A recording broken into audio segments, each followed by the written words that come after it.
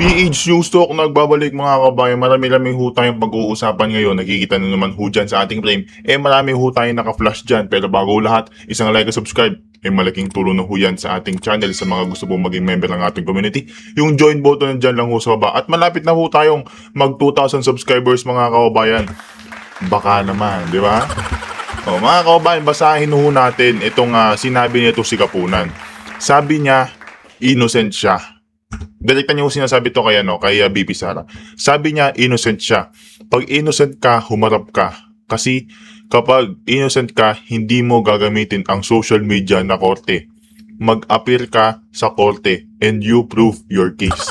Ulit-ulit mga kababayan, hindi muna nga daw po kailangan pumunta nito si BP Sara dyan sa plenaryo at may mga kumakatawan hong attorney para sa kanya. At sinabi niya din po nito si Presiding Officer Cheese Escudero na hindi ho daw kailangan pumunta nitong si BP Sara sa plenaryo. At linaw niya din ho na wala ho silang sapat na boto para makonvict ho ito si BP Sara.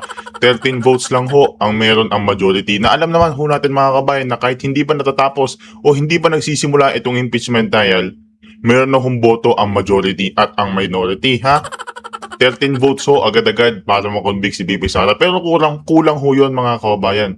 Kailangan ho 16 votes. Ngayon mga kabayan, para maging 16 votes sila, alam naman natin na matagal-tagal itong impeachment trial na to. Na matagal-tagal rin ho silang mag-fishing expedition.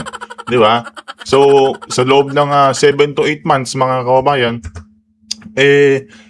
may makukulong or may lilipat ng majority, which is mga kabayan, may gumagalaw na ho. Gumagalaw na ho itong si Bonjing Remulla para kasuhan o takutin itong si Sen Legarda para lumipat sa majority. Ngayon mga kabayan, pag itong si Sen Legarda hindi lumipat sa majority, ikukulong ho yan katulad ng ginawa dito kay Senator Jinggoy Estrada at dito kay Senator Rodante Marcoleta. Di ba? Ganun ho yan mga kabayan. Kaya ito sinasabi na ito si Kapunan na pinapupunta niya ito si BP Sara dyan sa plenaryo. Hindi ho kailangan. Marami hong abogado si BP Sara na kumakatawan sa kanya dyan. Bakit hindi niya papuntahin? Subukan niya papuntahin si Martin Romualdez tsaka si Bongbong Marcos dyan sa plenaryo. Total, siya din naman yung mga boss nyo. Di ba? Tapos mga kabayan, balita ngayon na i-move daw ho ng hapon.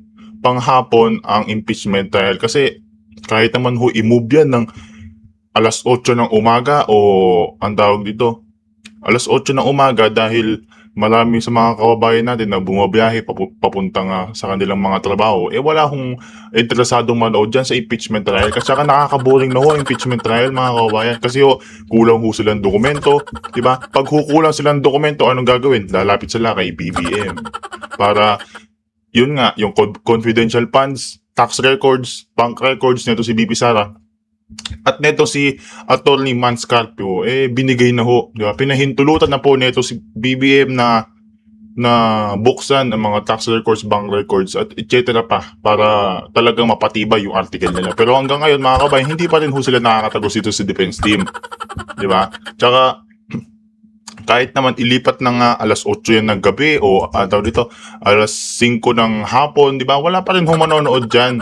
Depende na lang sa mga iba na talagang gustong masubaybayan ng impeachment trial. Pero dito sa PH News Talk mga kabayan, mag-upload pa rin ho tayo ng impeachment trial kahit nakakaboring mga kabayan, lipat naman ho tayo dito. Tapos na tayo dyan kay Kapunan dahil malino ho na hindi ho kailangan muna pumunta nito si BP Sara sa plenaryo dyan sa impeachment trial. Diba? Masyado na tayong ang tawag dito, masyado na tayong seryoso. Mag-ano muna tayo dyan? Quiz ba? Ayan. Basahin natin to mga kabayan. Netizens. Kung si Noynoy ay daang matuwid at si Digong ay kamay na bakal, ano naman si BBM? I-comment nyo ho dyan sa ibaba mga kabayan kung ano nga ba yung tawag dito kay BBM ngayong termino niya bilang panunungkulang ng presidente ng Pilipinas, di ba? To si Tatay Digong, kamay na bakal dahil siyempre hindi naman lahat na ubos niya noong nag-campaign siya dito sa war on drugs. Di ba? Hindi naman lahat na ubos niya pero siguro may mga natakot. Ngayon naman wala na si Tatay Digong, dumami na naman ang mga addict. Di ba? Dumami na naman ang mga adik. O ngayon mga kabayan, para sa akin, ang itatawag ko dito kay Bangag, kung dito kay Noynoy, daang matuwid, kay Tatay Digong, kamay na bakal, dito kay BBM, malikot ang kamay. Di ba? Malikot ang kamay kasi nagnanakaw daw, di ba? Tsaka, ano naman ang tawag dito, marami na nagsasabi na, magnanakaw yan, Bangag yan. Lalo na yung kapatid niya, si Adora Amy Marcos, na sinabihan siya na Bangag, di ba? Kaya yung mga nagsasabi na Bangag, sasabihin nila, bago nyo ako kasuhan, si Sen Amy muna, yung kapatid niya. Di ba? Mga kababayan, kung ano yung tawag nyo dito, kung ano pwede nyo tawag, basta dito kay Tatay Digong, kamay na bakal yan. Ano yan? Trademark na ni Tatay Digs yan, kamay na bakal. Dito kay Noynoy ang matuwid. Dito kay Bangag, para sa akin, malikot ang kamay. Kay sa inyo po mga kabayan, ano tawag nyo dyan? Comment nyo dyan sa ibaba, di ba? Mga kabayan, ipanoorin ho natin itong pag-uusap na kumbaga parang scripted to dahil nire-record, tapos yung mga sasabihin dito ni Gutesa, sigurado alam niya na o talagang inutusan siya para sabihin tong gantong bagay. Panoorin ho natin to mga kabayan. Ulitin mo daw yung sinabi mo kanina na yung binibidyohan ka para may record. Ang kausap po dito ni Orly Gutesa ang misis niya ho, itong si Mrs. Gutesa. Ang asawa ho ni Orly Gutesa ang kausap dito sa video call na ho ito. May record kami, i-record namin. Panoorin lang ho natin.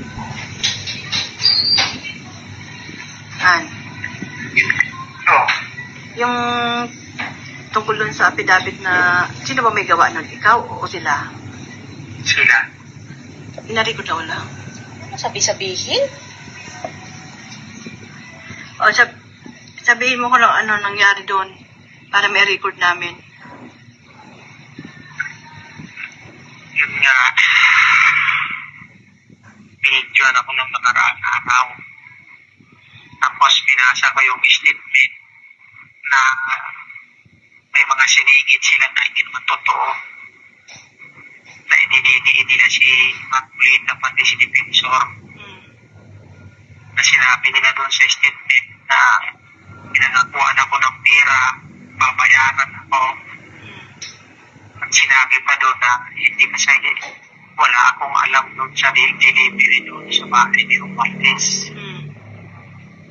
Yun lang ang nakalagay doon na ayaw mo dapat normahan. At hindi naman ako gumawa ng statement na yun, sila naman. Yun lang ang pinirmahan mo? Yun lang Yun lang yung nasingit doon sa ano ko. Saan ba yan? Sa pinakahuli?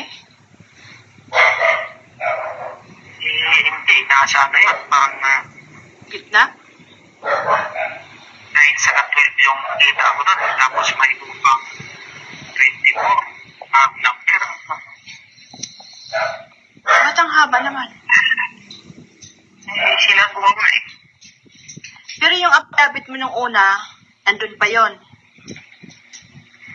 Wala yun, ibang Bago. version yun. Bago na yung Ay, ginawa. may ginawang panibagong affidavit para basahin mo.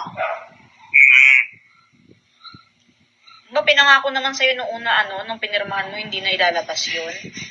Sabi nila, hindi lalabas. Bakit ka pa nila pinabasa? Anong sense nun? Hindi ko alam kung ano. Idadalhin daw sa korte para mawala na yung kaso ko. Yun yung sabi eh. Nung ayaw mong basahin, anong ginagawa nila sa'yo? Pinipilit akong basahin ko eh. Kaya wala ko magawa.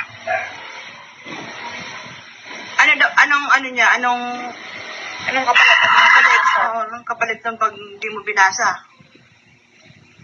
Para daw manahimik na kayo, wala nang maggugulo dyan sa inyo. Wala naman ang gugulo sa amin,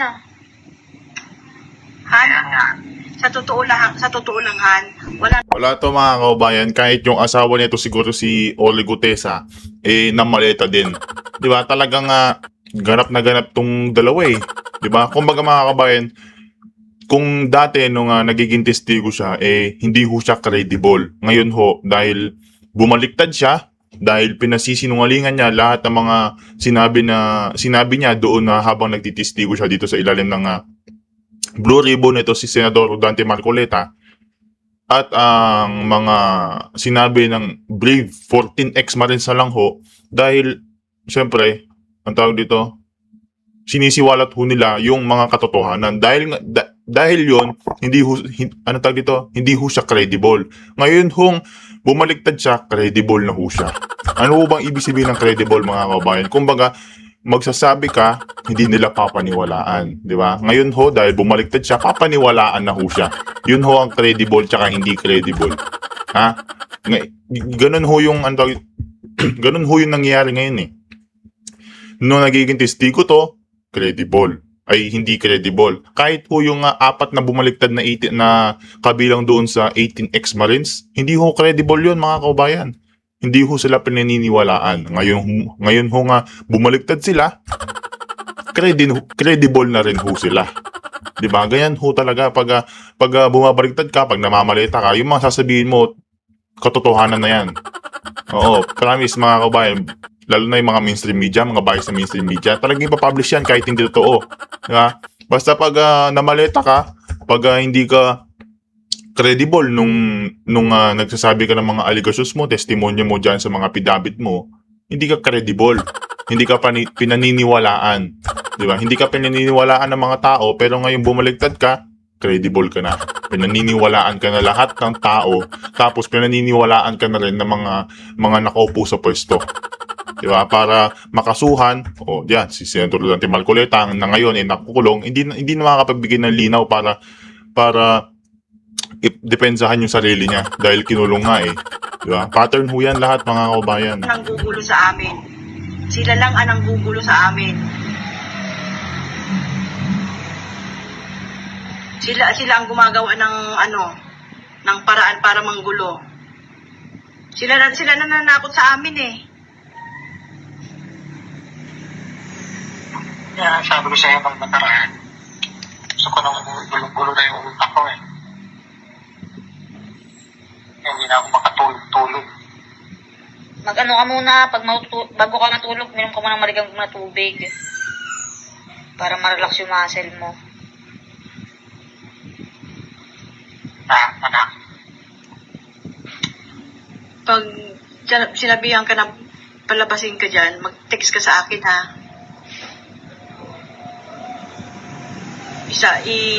Ano mo agad sa akin, i-text mo agad sa akin.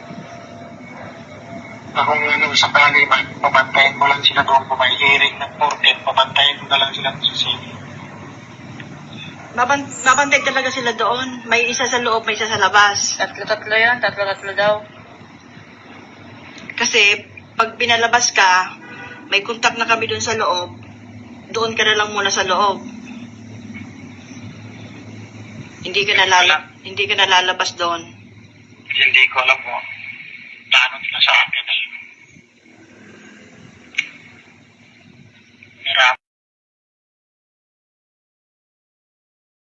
Diba? Mga kaubayan, mayroon hong rebat diyan itong si Attorney Rowena Guanzon, ha. May rebat ho siya diyan kasi sinasabi nito si Ory Gutesa na kinukuha daw siya ang tawag dito, nagprepresenta daw ho itong si Attorney Rowena Guanzon na palitan yung affidavit niya para maglagay ng mga iba pang mga hindi totoo diyan sa affidavit niya. At kinukuha pa daw hong itong si Ory Gutesa, kinukuha niya daw hong itong si Attorney Rowena Guanzon. Panoorin ho natin to, mga kabayan, itong rebat nito si Attorney Rowena. Sabi ni Gutesa, may nag-offer daw sa kanya na babae Lagyan sa natin. office daw ni Senator Marcoleta na ibigay ang number ko sa kanya kung gusto niyang tulungan ko siya sa affidavit niya. Dinamay mo pa ako. Yeah. Isipin mo na lang. With my status as a retired COMELEC commissioner and a former COA commissioner, law Tama. practice for 25 years, and you see my law practice was really focused on women's rights. Isipin mo na lang, maniniwala ba sa Gutesa na mag-aabogado ako para sa'yo? Para sa ano? Will I have anything to do with Zaldico, your boss, at the time? Pero syempre, mas mabigat ang maleta, hindi ba Gutesa? Siyempre, yung Maleta. boss mo ngayon. si Martin Romualdez na my mortal enemy. Kaya sana makulong kayong dalawa.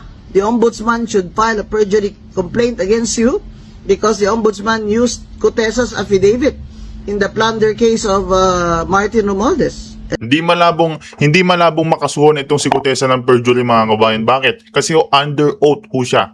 Ano under oath? Pag under oath ka, kapag naging testigo ka, tama.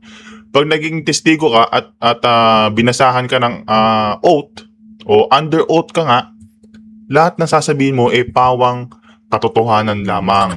Ha? Pawang katotohanan lamang, mga kabayan. Pag nagsinungaling ka, ayun na, doon na ho pumapasok ang perjury. Di ba? Under oath ka, tapos lahat ng sasabihin. Ngayon ho, ganun ho ang ginawa ni Orly Gutesa. Under oath ho itong si Orly Gutesa, ngayon ho bumaliktad siya. Anong ibig sabihin nun? Lahat na sinasabi niya doon nung naging testigo siya doon sa Blue Ribbon sa ilalim ni Senator Rodante Marcoleta, pinasisinungalingan niya. Ngayon, under oath ho siya nung sinabi niya yung mga testimonya niya doon. Ibig sabihin ngayon, mga kababayan, nagsisinungaling siya ng nasa under oath siya. Ibig sabihin, perjury ho. Ha? Pumapasok ho sa perjury yun, mga kababayan. Kaya malabo nga makasuhan itong si Orly Gutesa kahit na maleta to. Ha? Number one enemy niya nga ang ombudsman. Pero ngayon, mga kababayan, siguro si Orly Gutesa lang. Dahil bali-balita ngayon na itong si Martin Romualdez pinapaurong. Hindi lang ho pala kasi ho na-upload na ho natin yan, na pag-usapan na ho natin yan dito sa PH News Talk, na akala natin flood control allegations o mga flood control case lang ang pinapabasura na ito si Martin Romualdez. Kahit pala yung plunder at saka yung graft. Ibig sabihin, lahat ng mga kinakaso dito kay Martin Romualdez, mga kababayan, ipinapabasura niya na. Diba? Ibig sabihin, yung sinasabing konting-konti na lang netong si Bonjing Remulla, konting-konti na lang pala, mawawala na yung kaso. Akala ko, mga kabayan, akala natin yung konting-konti na yon, konting-konti na lang, makukulong na. Ngayon pala, konting-konti na lang, mawawala na yung kaso. Di malabo yun, mga kababayan. Bakit? Magkasabot ho yan. Basta hihingilin nitong si Martin Romualdez, aalisin ho o ibabasura na itong si Bonjing Remulla kapalit ng maleta. Di ba? Maleta yan. Di ba? Maleta yan. Di ba, mga kabayan? Tuloy tayo dito kayo, Tony Ruel. And now he's recanting. The ombudsman should file a perjury case Tama. against Gutesa and include Tama. him as a co-conspirator Kasuhan. in the plunder case versus Martin Romualdez. Tingnan mo lang kung makulong mo yan, ombudsman. Kung hindi ba yan iiyak. Gutesa is undermining the authority of the ombudsman. The ombudsman used his affidavit in the case against Romualdez, and now he's recanting. He's now turning around and saying na hindi siya nag-deliver ng maleta kay Martin Romualdez. Yung boss mo. Hindi daw ho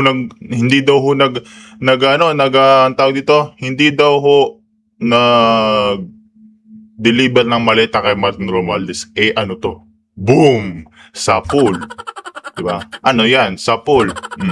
Sergeant Orly Gutesa, retired, was involved in the delivery of cash in suitcase, picture taken by his fellow security personnel of Zaldico. Si Orly Gutesa ho yan, no? O, sige. I-zoom natin para makita nyo lahat. O, i-zoom natin yan para makita nyo lahat. Hindi lang ako, o. Hindi ba si Orly Gutesa yan? Ha? Hindi ba si Orly Gutesa yan, mga kababayan? O, diba? Si Orly Gutesa yan. O, yan ho yung mga mali-malitang pera na mali-maleta na may lamang pera.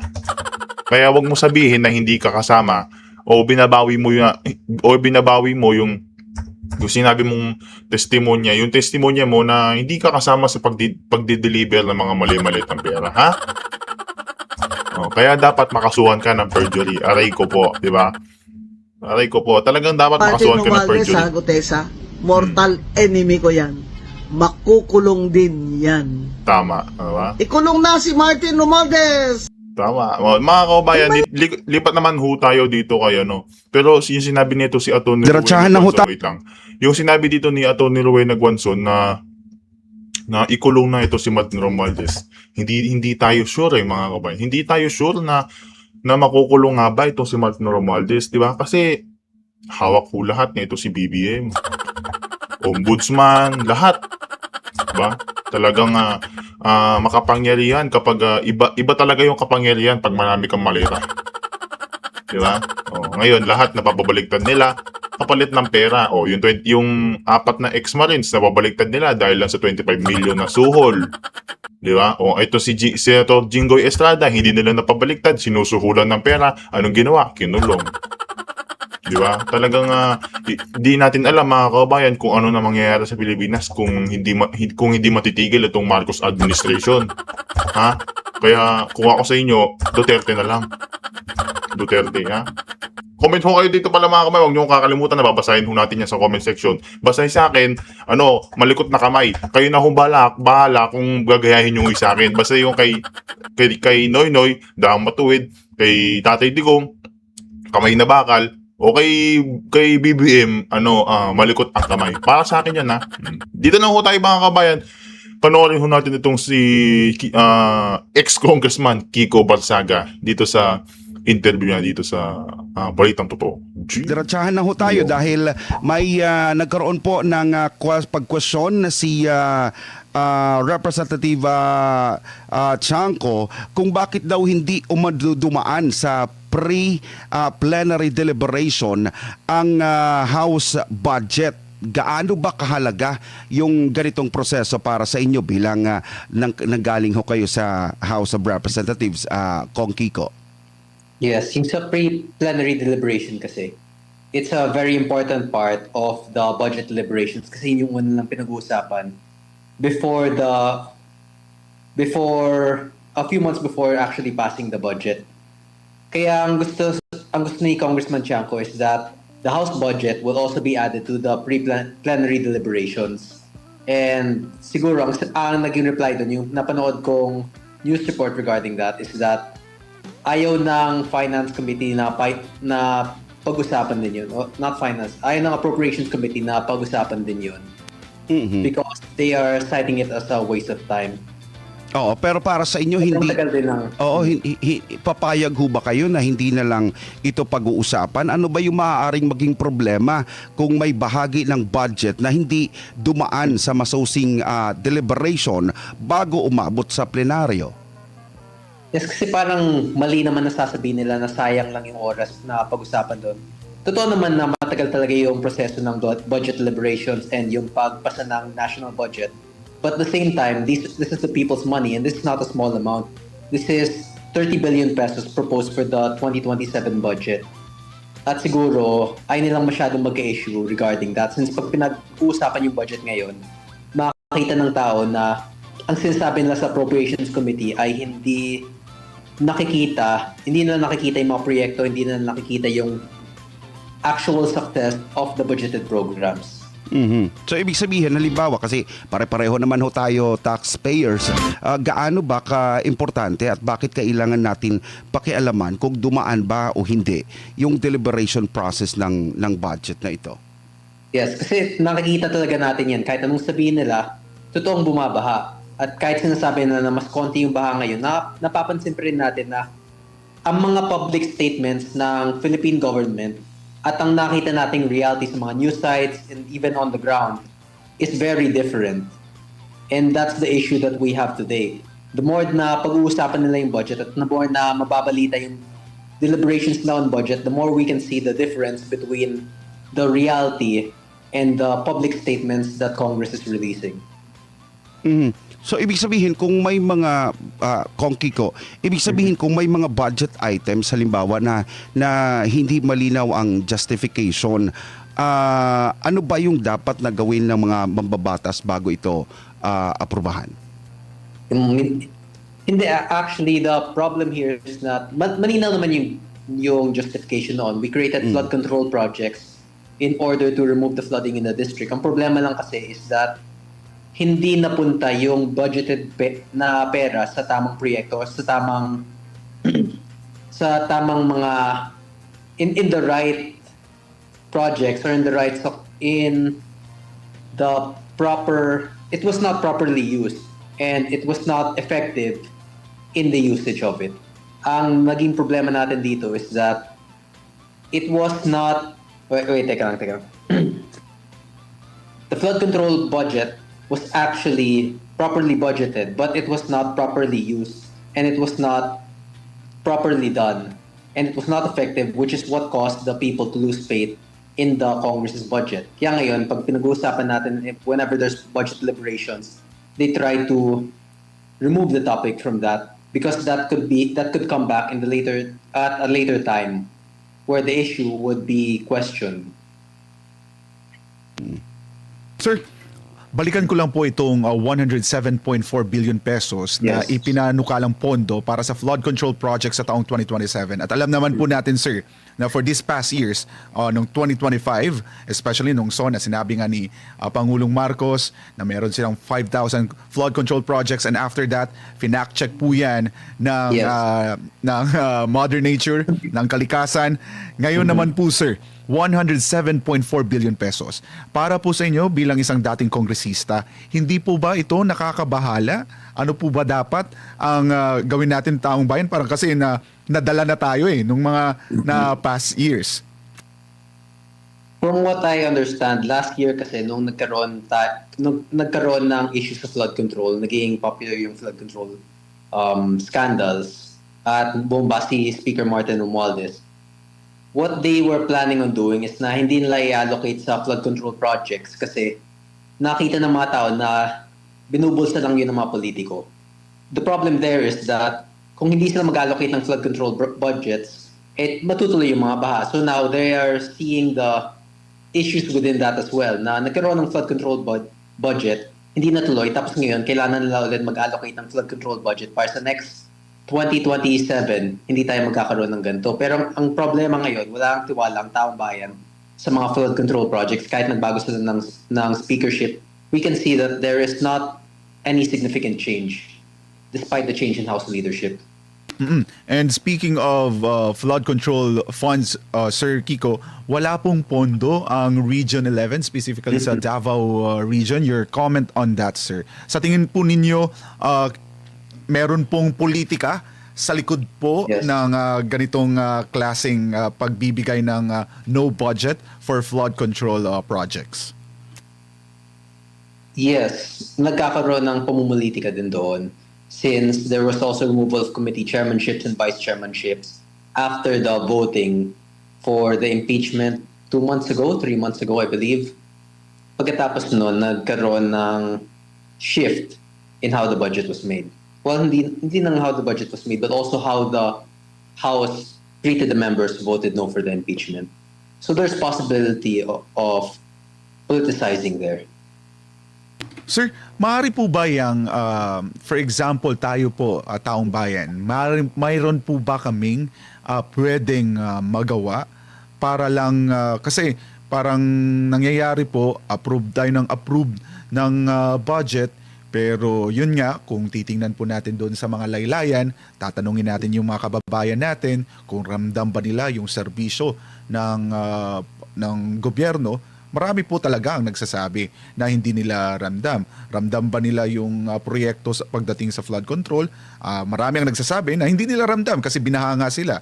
So ano po ang pwede magawa ngayon ng ating taong bayan, especially sa pagbabantay po natin dito sa 2027 budget na napakalaki po, 7.2 trillion pesos. Yes, ang mahirap kasi dyan is that it is outside of election period and it's still 2 years before election. Well, next year, filing of candidacy na, so medyo malapit na yun. And through the electoral process is really where we can show our voice. Pero ngayon, we still have the constitutionally granted rights of freedom of speech and freedom of expression. Kailangan talaga nating ipakita kung ano talaga ang sitwasyon sa Pilipinas. And once it reaches not just local news but also international news, pag nakita na ng mga ibang bansa kung gaano kalala na ang sistema dito, that's when changes will have to be made. That's when changes will become necessary. Pag nakita nila kung gaano ka laki ng perwisyo na ang korupsyon sa taong bayan. Kong Kiko, balikan ko lang yung yung nangyaring mga pagbaha dito sa Metro Manila tapos sa iba pa na mga lalawigan ho natin. How do you take on sa reasoning ng government natin na meron naman talagang flood control na overwhelmed lang sa baha? And now, paulit-ulit na nangyayari itong mga pagbaha, sinisingil ng kalikasan yung mga projects na yan. And yet, consistent sila sa reasoning na meron naman talagang flood control na overwhelmed lang. So parang sinasabi ng mga netizens natin na abay parang parang nagwalis lang tayo ng pera na nagkakahalaga ng 1 trillion something pesos na yan. Tapos sasabihin na overwhelmed lang. I think that's impossible na ma-overwhelm yun. Kasi pag nakita mo yung 2025 flood control budget sa Quezon City, it was hundreds of millions, some even almost reaching 1 billion. Paano ma-overwhelm yun? How big are their districts? And how flood-prone is it that hundreds of millions of pesos cannot fix it? Parang sobrang laki na ng allocated na pondo doon na imposibleng hindi nila maayos yun unless kung around 80%, 100% ang ninakaw. So even kahit kalahati ang nakawin nila doon, it would still be a significant project with the amount of money that they allocated for those projects. So yes, that's clearly true. Imposible na gumagana ang flood control projects na ginawa nila, na ina-allocate nila doon kahit sobrang laki ang budget na nilagay nila. Pero ngayon na nasa kamay na ng ombudsman itong investigasyon tungkol sa flood control, ano yung inaasahan po ninyo na mangyayari at least before the end of this year, kung may mapaparusahan nga ba na malalaking isda na sinasabi? Well, regarding that, actually naalala ko nagkaroon ng statement ang Malacanang saying that by December 2026, by December 2025, yun yung nagkaroon tayo ng malaking rally nung bumaba si Speaker Martin Romualdez. They said by 2025, that was last year, na may makukulong na may magpapasko na sa kulungan. Pero wala namang nakulong noon. And ngayon, nakita ulit natin na walang successful flood control project. So it's very hard to believe in promises from a government that has not fulfilled any of its prior promises. Kong, how about naman po dun sa sinabi ni Pangulong Marcos na for this year, yung last SONA, narinig natin yun at nabanggit nga niya na di niya sasantuhin yung kahit kamag-anak niya pa yan. Basta merong kasalanan, papanagutin niya. Sa tingin ninyo, sir, mangyayari po yun? No.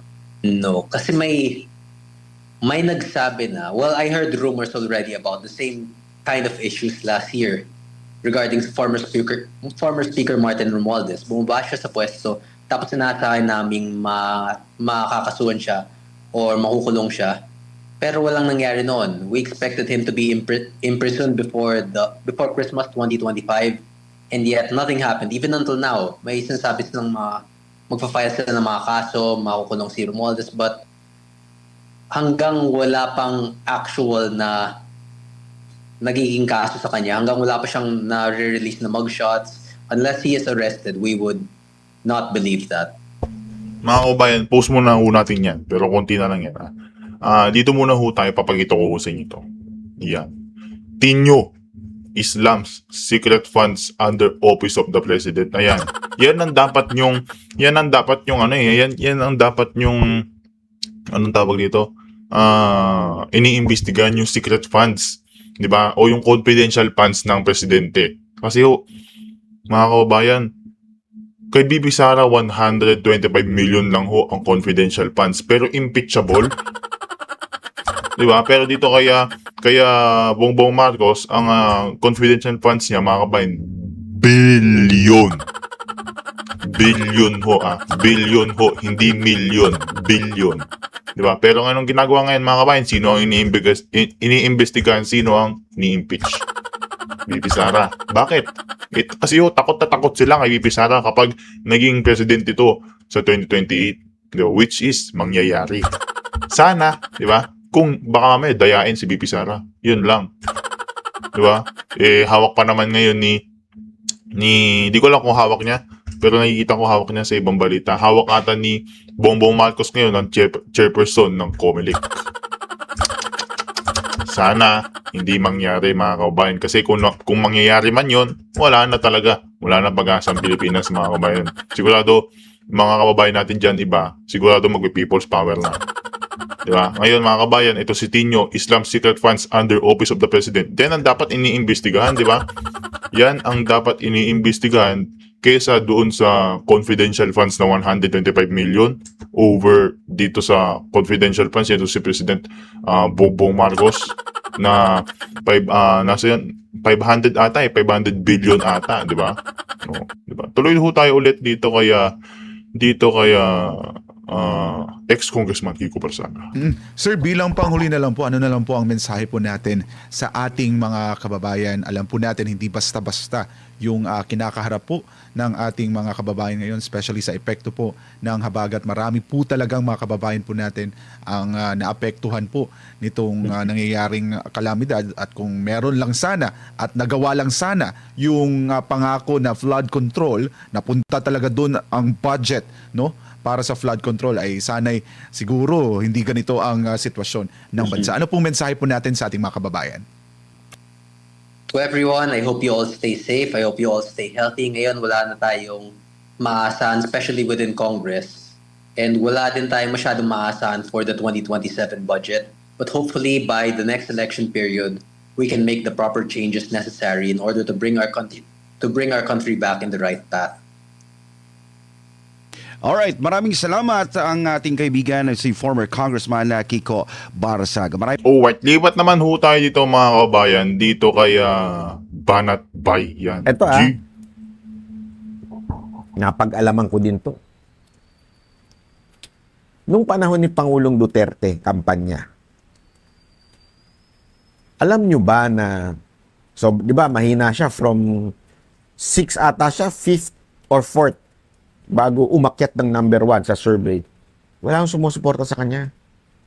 Walang politiko o walang mayaman na sumusuporta sa kanya. Kung hindi yung mga kakilala lang nila sa Davao. Kaya ang laki nung tulong ni pastor sa kanya sa paggamit ng plane. Isipin nyo, sa paggamit ng bus, paggamit ng... Kasi yung campaign ni Pangulong Duterte, talagang matindi nun. We were there. Sa isang araw, 4 na kampanya. Pinakamahina na 2. Pero actually, hindi na ata umabot ng 2. 3, gano'n. Minsan, 4, 5. Para magawa mo na mabilisan yun, hindi ka pwede mag-commercial flight. Kailangan mo talaga ng private jet. Private helicopter. Ganun katindi po yun. Nakita yun ng gobyerno. Naku po, patay tayo dyan. Pagdating ng panahon, gagamitin talaga ni BP Sara Duterte itong si Pastor. At sigurado namang tutulong din si Pastor kasi, totoo lang, nung panahon ni Pangulong Duterte, yung mga politiko sumisip-sip sa kanya nung naging presidente na siya, wala naman naibigay na tulong yun . Ang nagbigay lang talaga ng tulong nung kay Pastor at naniwala ay si Pastor mismo. Nagbigay ng tulong kay Pangulong Duterte ay si Pastor mismo. Pero dito ka mabibilib. Hindi kumuha ng posisyon si Pastor. Alam mo yun ang unang kinabilibang ko noong una . Noong una, alam nyo naman bumabatikos ako sa KOGC, di ba? Alam nyo yan. Pero isang kinabilibang ko, na alam ko noon kasi I was there . Alam ko na tinutulungan ni Pastor Kibuloy si PRRD. Kaya nung nagkaroon na ng nung na-appoint na, inaabangan ko kung i-appoint si Pastor Kibuloy. Kasi inaabangan ko talaga yan .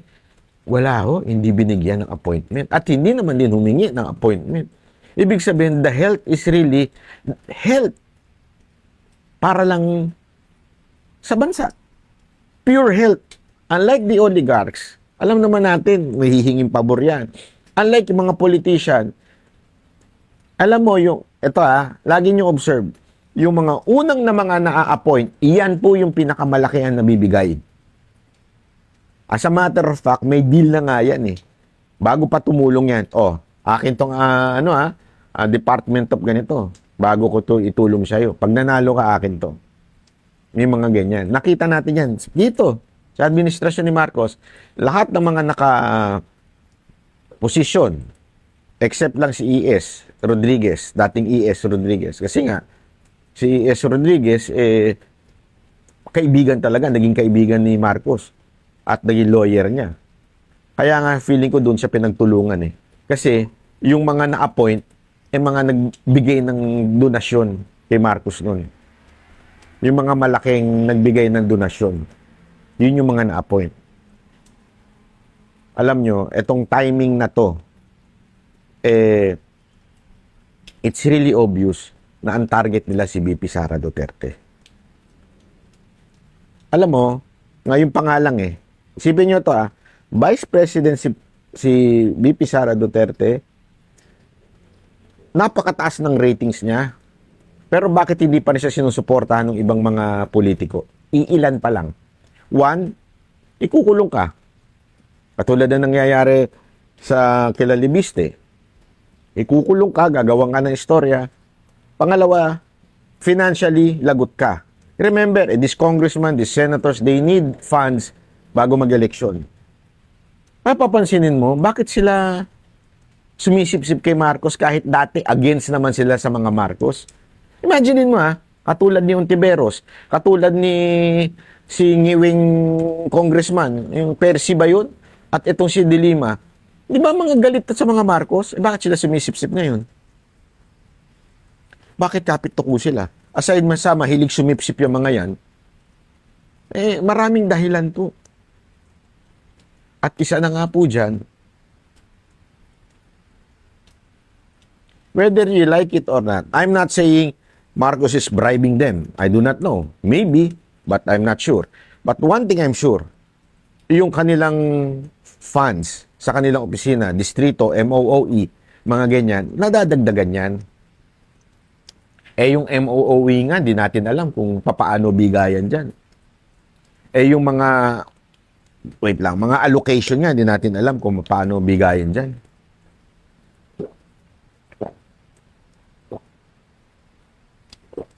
Di ba? Nung nakaraang eleksyon, ginamit yung AYEX, tupad, at kung ano-ano pang ayuda.